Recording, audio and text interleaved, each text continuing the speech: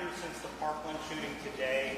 Last night we had a campus shooting in Michigan. Do you feel we've done enough as a state and a country to protect campuses and schools? So 5 years ago was one of the worst days that this state's ever had. And I was not governor yet at the time, but it was something that I think not only reverberated in every corner of our state, but really across the country. When I became governor, I got to know many of the families, and these are really, really difficult losses. It was an abominable act. I can tell you that if you look since I've been governor, what we've done over $1 billion to bolster school security.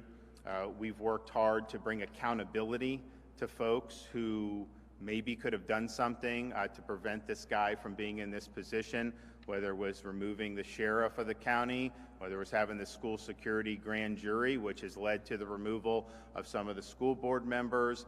You've seen the superintendent replaced. And so I took it very seriously to say, you know, if there's never accountability, then these things are more likely to happen again. And the thing is, there are things that happen in life that you can't always foresee or prevent. Sometimes people you wouldn't expect can do some horrible things. But this was an individual, as soon as this had happened, everybody knew in that community who had done it without even getting any firsthand information. It was almost like he was just a ticking time bomb. So I think we put a lot of effort into that. And then we are going to, with the Speaker and the Senate President, we're going to reform the capital sentencing procedure in Florida.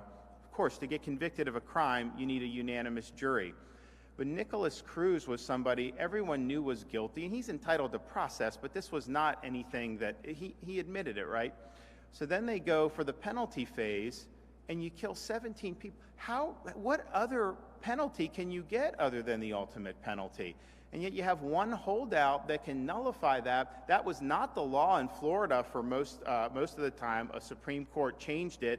Now our more recent court changed it back. So what we're going to say is, you know, you can't just have like one or two holdouts deny justice.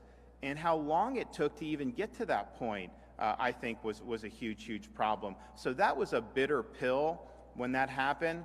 And all I can say is we're doing something about it. Presidential run today, do you plan on following suit? Wouldn't you like to know?